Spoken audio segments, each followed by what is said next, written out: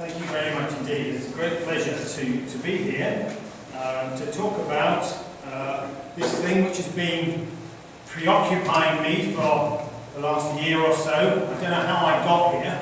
I don't know why me, but I think you put your head above the parapet in this world and people say you've got to do things. So I'm very pleased that we've got where we have. And this presentation is really about where the place alliance has come from, what it is trying to argue for, and how it's operating, how it's working. And it's very early days, so in a sense, it's something which can evolve and develop, and that's why the discussion, I think, following the presentation will be particularly useful, because this isn't something that's set in stone, it's something that is only what everybody makes of it. The story so far. You see, the story goes back a long way, because if we think about national policy and national engagement with design, then it's a bit of a bumpy road. Governments haven't always been very positive about design quality, and are often sort of rather negative. And part of it depends on who happens to be in charge at any particular time. It's often down to particular individuals who are Secretary of State at a particular time as to whether design is at all on the agenda or not. And if we think right back in the 1980s, of course many of us will remember, that design was very definitely off the agenda. It was something that we were told, do not go there. The sort of infamous circular 2280, hands off was the big message. And gradually through the 1990s, the intervention of many sort of key individuals, some in this room, design started to come back on the agenda. John Gummer was particularly influential through his town and country planning initiative in stressing that government had a role, a leadership role, as well as everybody else. And UDAL was also formed, and they were very influential in what came next, which was the setting up of CABE and the Urban Task Force report, and it all building a very nice momentum through the 90s and through the noughties. And design was firmly on the government's agenda. All sorts of things were happening, including the setting up of the Academy of Urbanism. Toward the end of the noughties, design started to slip off the agenda, just slightly perhaps. Government became perhaps a little bit more interested in some other things. But it wasn't until the financial crash that suddenly design, we forgot design again. It became not very important. One of those things that we do if we have the time and the resources, in other words, a luxury. Which of course, as we all know, it's not. It cannot be seen in those terms. But since then, it's gradually been coming back in different ways. We've had different organisations, often locally based, forming internet-networks and so forth, that have been influential in small ways in trying to put design very firmly back on the agenda again. And Ed Vasey was one voice in government who was interested in design and launched with Terry Farrell's Farrell Review. And of course, that was then a key moment. It was a moment that we were saying, once again, this is important, what are we going to do about it? And Farrell Review, as you know, you've had presentations from the Farrell Review in the past, 60 recommendations dealing with everything from designing primary schools through to how we deliver a more proactive planning system. So a very wide range of recommendations. Meanwhile, whilst this sort of latter group of things was going on, I was doing some research at UCL, funded by the Arts and Humanities Research Council. And this was looking at evaluating the governance of design in the built environment. In particular, we were looking back at the 10, 11 years of CABE, the CABE experiment, the period in which Commission for Architecture and the Built Environment had been funded by government as a sort of statutory organisation. 2-year project, we're still writing it up, and I'm not here to give you the results of that large study, but I think it helps to reflect back on that experience in order to look forward in terms of what next, where should we go now, and what role might the place of rights play. So I think an important point to make is that it is perhaps a sort of obvious one in many respects, that CABE was by no means universally popular.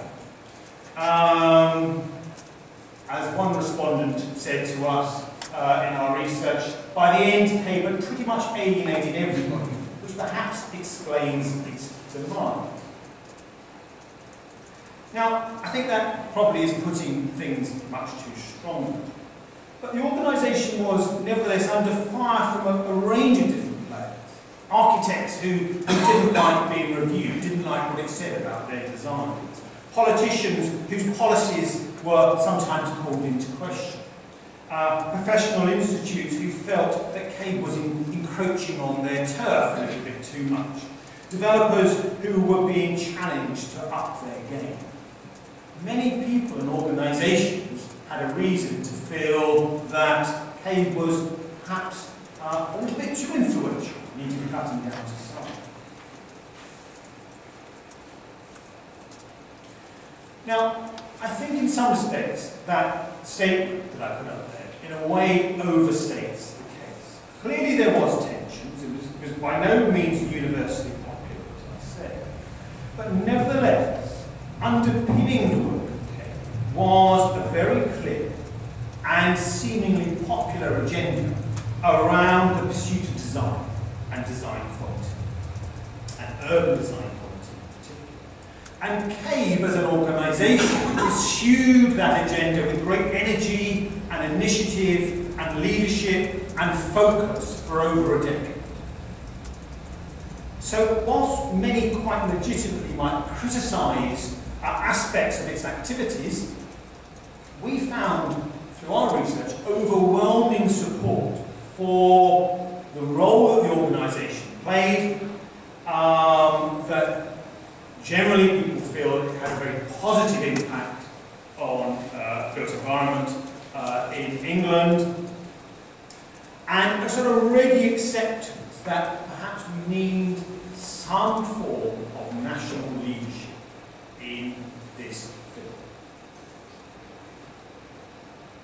But CABE as an organisation was never very well understood, both in terms of its size and its scope and its relationship to government. So whilst external perceptions were often of a sort of a great monolith, a great huge organisation, in fact it was really only ever a minnow. It was tiny.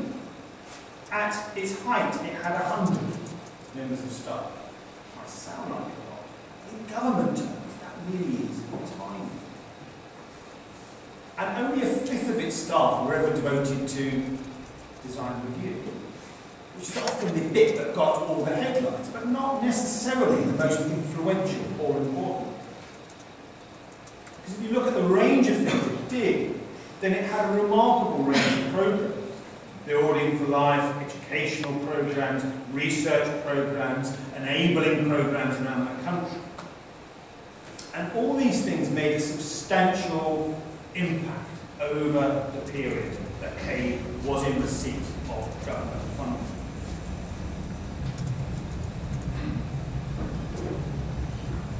Arguably, however, CABE was between a sort of rock and a hard place, partly courtesy of its relationship with government. So whilst government saw CABE as a highly competent delivery organisation for a range of its programmes, not all necessarily focused exclusively on design, and tended to load it up with things to deliver, this made it vulnerable to the whims of ministers, to the annualised public spending round, to the perceptions that CABE had got flooded over the years. and to a shift in focus away from the all-important design leadership role, where it started, and where you might argue its most important function could be found. So whilst publicly funded, CABE gained considerable authority as, in effect, the government's design arm, but its 100% reliance on government funding for its survival meant that it could easily be gapped. And of course, it was very vulnerable when times got tough. You're relying so totally on government and on those different ministers, some of whom may be very interested in design, but many of whom really just are not interested.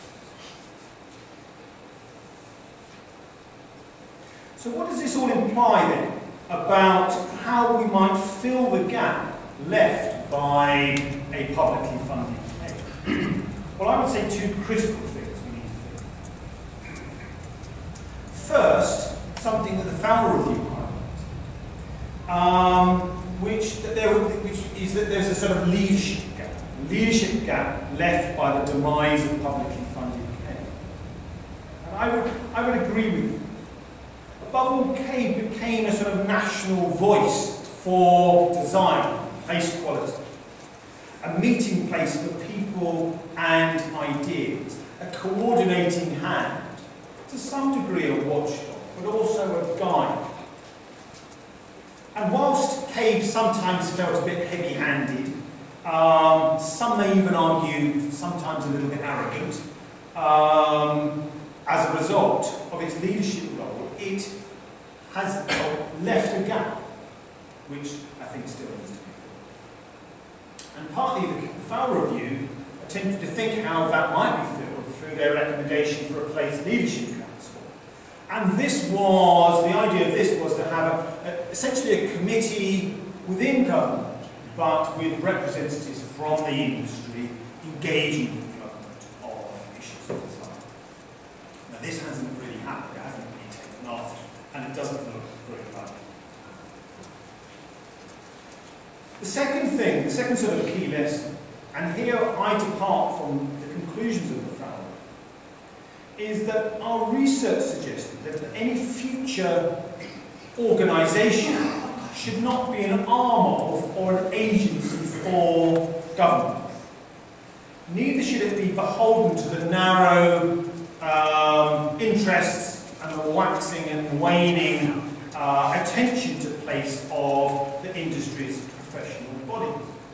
We've had experiences before. UDAL was the classic example of an organisation set up with great interest and great commitment to work together, but gradually over time that commitment from all parties didn't continue. So we might say that new solutions are required today. New solutions that reflect the sort of new post-CABE austerity context that we're now in. Solutions that learn from what worked and what didn't, hence reviewing some of the lessons from the last period when CABE was so influential. New solutions that embrace local initiative and local innovation, because there's an awful lot happening out there, and which try and overcome this historic fragmentation of the built environment into sectors and professions, into silos effectively, which we've always suffered.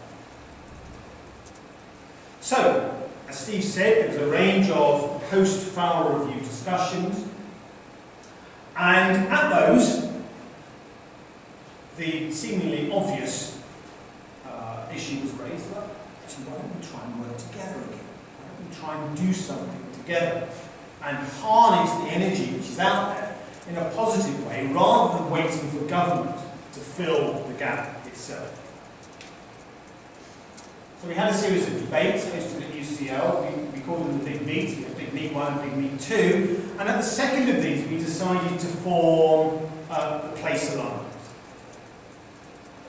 And that was the start of the journey. That was 9 months ago. Seems like an awful long time since then. It's been a long, winding journey. But actually, it's only 9 months, so it's not very far, not very long ago, and we're not very far into this experiment. What is the Place Alliance?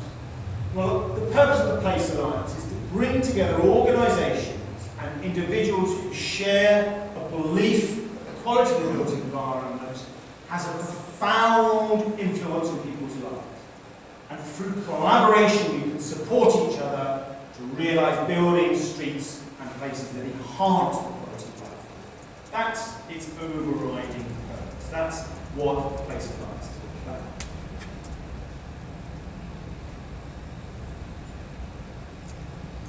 But critically, what we're not trying to do is build another cave, or another RBA, or another Academy of Urbanism.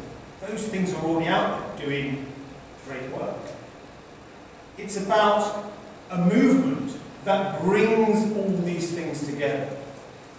Not an organisation, not another organisation. It's a way of connecting and collaborating between all those things that are already going on, harnessing that energy, and therefore collectively offering some leadership to fill the gap that has been left. We spent some time debating what the vision might be for achieving it. Firstly, place quality has a value that's recognised by all: economic, social, environmental, cultural. In other words, broadly defined value. National and local government recognises the vital contribution of the quality of place to everyday life of the nation. By that we need more than just warm words. It's great to have some nice words in NPPF, but actually what do we need beyond that? How are we going to go about delivering? The professions responsible for making and managing places should work constructively together and with local communities to help shape high quality local environment. In other words, we need to build a culture of collaboration, which is not always what we've had enough. And then finally, the quality of buildings, streets and spaces should always be given a high priority by those who have the powers to shape it. In other words, we should never see place quality as a luxury or an afterthought. It's something we should always be prepared to invest in as a society. We also spent some time thinking about what we might mean by quality. There's nothing new here, but we just needed to have some statement around which we could coalesce. And we did that through identifying 5 Fs based on the recognisable and desirable qualities of everyday successful places. There's nothing new here. Most organisations, your own, has got similar things. So, the 5 Fs, what are they? Friendly. Places should be open to all. They should be cherished, well managed. They should be full of character. Places should be fair. In other words, they should be inclusive, healthy places. Places that have a low impact on the environment. They should be flourishing. In other words, they should be adaptable in the face of inevitable change. They should be dynamic and entrepreneurial. They should be diverse with a mix of uses and activities. Places should also be fun, vibrant, sometimes playful for children, but also for adults, for sport, and so forth. Stimulating, culturally and otherwise. And they should guarantee us those basic freedoms that good places do. They're safe, accessible, and democratic. We feel a stake in how places change. And if we can build places like that, then we already know what the benefits are. There's lots of research out there that shows us many of the benefits of building high-quality places. Places that enhance local economic development and performance because of the quality of the place. Places that reduce congestion, energy use and pollution. Places that have resilience and adaptability built into their fabric in the face of change. Places that help to reduce the costs of healthcare, social care and crime and disorder. For example, because they encourage people to live more healthy lives. Places that help to build consensus within communities about the need for new development, which often we struggle with in this country. And places that help to raise our expectations and our aspirations and a sense of local pride. And so this is really what Place Alliance is trying to do. It's trying to lead a movement that through collaboration will help us achieve some of this. How should we do that? Well, we need to do it in a way that inspires and raises those aspirations for places, ultimately reaching beyond the profession. Probably all of us professionals of one sort or another in this room, we need to find ways to reach beyond. Ways that support dialogue and collaboration to improve place quality, whilst recognising that we won't always all agree on everything. This has been the problem in the past, why we've often failed to collaborate, because we have disagreements. Well, that's inevitable, but we need to find ways of still working together and still delivering. We need to build and share evidence, knowledge and resources. In other words, using a collaborative economy model. So all of our different institutes and organisations not doing their own thing, but sharing what they do, sharing the resources, sharing the research, and so forth. We need to do it in a way that influences policy and practice and behaviour to achieve better quality, whilst remaining independent of government, being able to criticise, whilst at the same time influence. And doing it in a way that's open and accessible to all interested individuals in our organisation, which sometimes has been a criticism of other organisations in the past. A little bit exclusive. I think we need to move beyond. And so we're getting on with it. We, 9 months or so ago, at Big Meet 2, asked who wanted to be involved. A number of people, including some in this room, put their hands up and have joined the core supporters group, and the core supporters group is open to anybody to join, and I would welcome anybody. And the core support group, in a way, gives direction to Place Alliance. We've got an infrastructure. We have no resources, but we have a bit of an infrastructure because UCL has agreed to host us and provides us web resources and so forth. One of the first things we did was launch a national survey to look at who's doing what out there, because it's such a fragmented and complex field. We needed to know who was doing what, and also to inform some sort of work program that Place Alliance could then develop. One of the early things that Louise and Sophia were very engaged with was the Talk Place tool, which was a little tool designed to get people talking about their places locally. What's good, what's bad, what works. Encourage a conversation. Partly that's what this is about, getting people engaged. We debated that vision for place that I talked about, friendly, fun, fair, flourishing and free. We've been working with others, particularly to help deliver some of the recommendations that flow from the FOWL review. We've got a Place Alliance Urban Room Network that's met a number of times now, helping each other to set up urban rooms around the country. We've got a group that are looking at design literate leadership and how local politicians can engage more in design. And we've got a group looking at place review as distinct from design review. So the place review working group, chaired by Ben van Bruggen, is debating whether we need a different type of tool beyond design review, whilst recognizing that the design review has its place and has value, but is there a need for a more fundamental tool that looks at the qualities of placing them around rather than looking specifically at individual development? The Urban Rooms Network currently are sharing their experiences. Last week there was a meeting in Sheffield, for example, looking at the urban rooms the university has set up there. What we see is that there's a very diverse range of types of urban rooms being set up around the country. There's 18 either in existence or being set up. And the Design Literate Leadership Working Group has been developing a framework to encourage local providers to engage with their local politicians. We've also got a Healthy Places working group, chaired by Debbie Sorkin, which is trying to bring together a lot of the work which other organisations and individuals have been doing around this very important issue, but which is rather fragmented, and the aspiration of this group is to bring it together in one place. We're still continuing our programme of Big Meets. We've got Big Meet 4 coming up probably in October, and the focus of that will be on the whole devolution agenda, devolution to cities, and what that means for the delivery of high-quality places.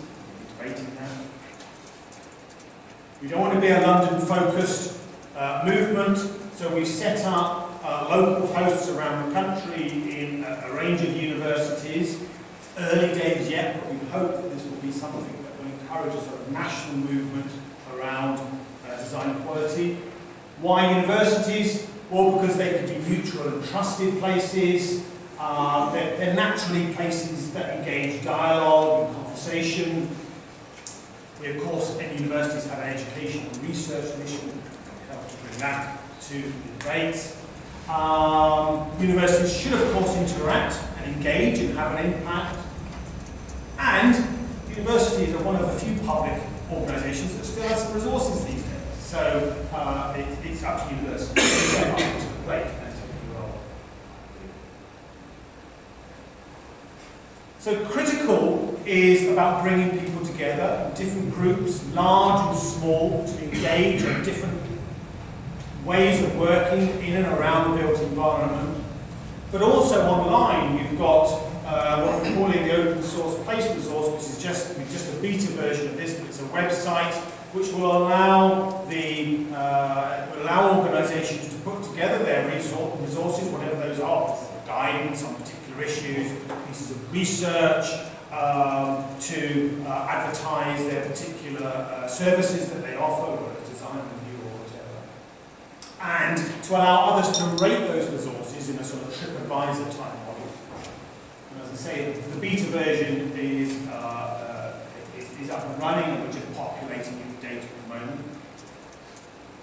We've been engaging with government. We've had meetings with DCLG, DCMS, the Select Committee on National Policy and the Built Environment, and we're trying to engage with policymakers as well as professionals, grassroots, and so forth. So in all these ways, we're trying to get this conversation going and drive this collaborative culture. So this has been the history. We've decided to set up Place Alliance, and so the Place Alliance is now on this part of this history. And it may succeed, it may not. In 9 months' time, it may have ceased to exist. But the important thing is that along the way, we've achieved some good things. That's all we can hope to do. We can achieve a few good things. So the Place Alliance as an issue doesn't exist anymore, but if it's achieved something, it's helped to put this back on the agenda and to drive this collaborative culture, then that will be an achievement. So, what do we ask of you? Both as the Academy, Steve's already very engaged with what we're doing, and so are others in the Academy, but individually, join us, come and join this movement, help us to build this movement, and if I've not been strong enough, then your country needs you, just to put a bit more pressure on you.